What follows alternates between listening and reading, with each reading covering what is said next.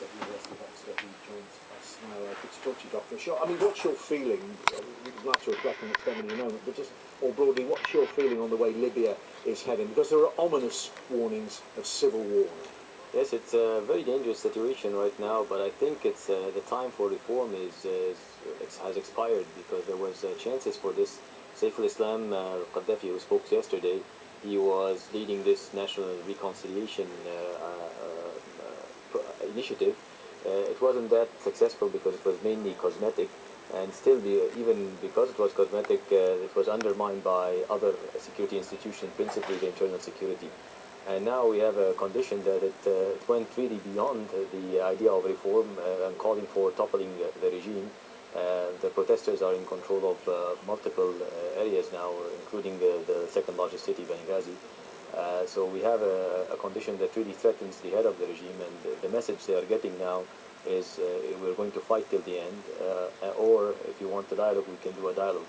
But the idea of trusting the regime at this point, the lack of trust between them and the protesters, is very significant. And the regime not exactly making conciliatory noises, if they can be judged by what Muammar Gaddafi's son had to say. Yeah, when you accuse the protesters of being drug addicts and kids, and when you tell them that we are here to fight till the last man and we're going to fire the last bullet, it doesn't really give you any make you trustworthy for them. And basically, the 42 years of Qaddafi's rule were highly repressive. We're talking about multiple crimes against humanity, including one in 1996, while 1,233 political prisoners were gunned down in Abu Slim prison, one of the political prisons near Tripoli.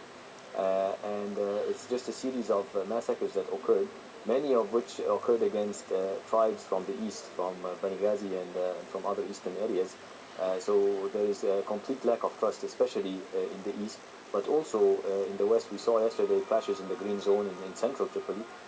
So in these conditions, I don't think concessions or cosmetic reforms will be successful in alleviating the situation. So no future for Gaddafi's regime, but moving it forward, could you see then elements of the ruling powers, including the army, beginning to peel away, to split away from him, and doing a deal, so to speak, with the protesters and talking about concessions and reforms? I think if the protests continue at this level, we're seeing, tens of thousands, controlling of cities, withdrawal of security forces, and then also splits within the army at the low rank and the mid rank.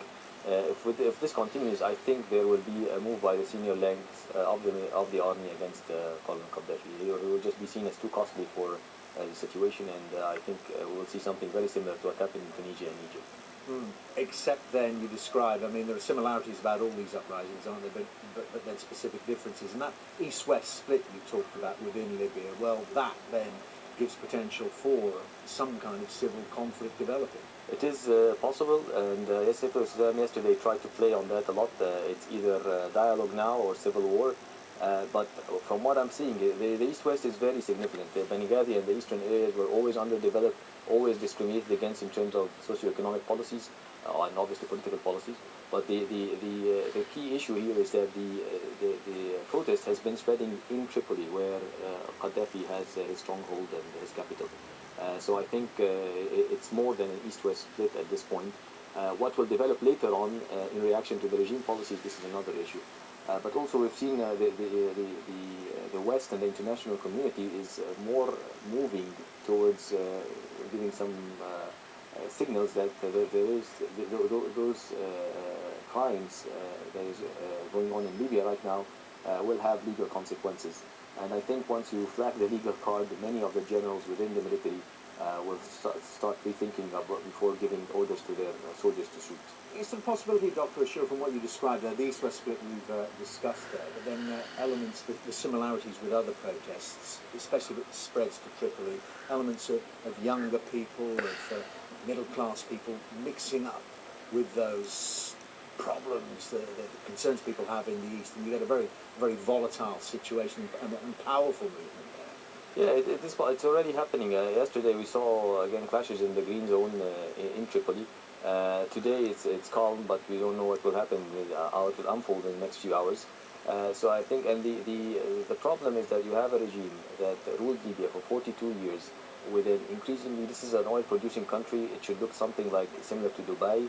It looks like something similar to Lagos or Burkina Faso cities, quite underdeveloped. So the level of political repression, social marginalization, economic deprivation is quite high under the leadership of Qaddafi, and therefore the grievances are really widespread. They are intensified because of the discrimination policies that was upheld the last 4 decades, basically in the East. But also the West has suffered a lot from the regime, so I guess we will see also sympathies, if not direct action, against the regime from the West as well. Well, Dr. Ashour, thank you very much indeed for that comprehensive overview of the situation in Libya. That's Dr. Omar Ashour from the University of Exeter.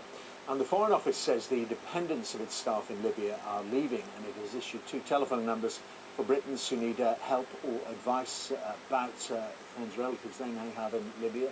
For people living there, the number to call is 00218 21335 1084. 00218 21335 1084. If you're in the UK and have concerns about the situation in Libya, the Foreign Office number is 0207 008 1500, 0207 008 1500.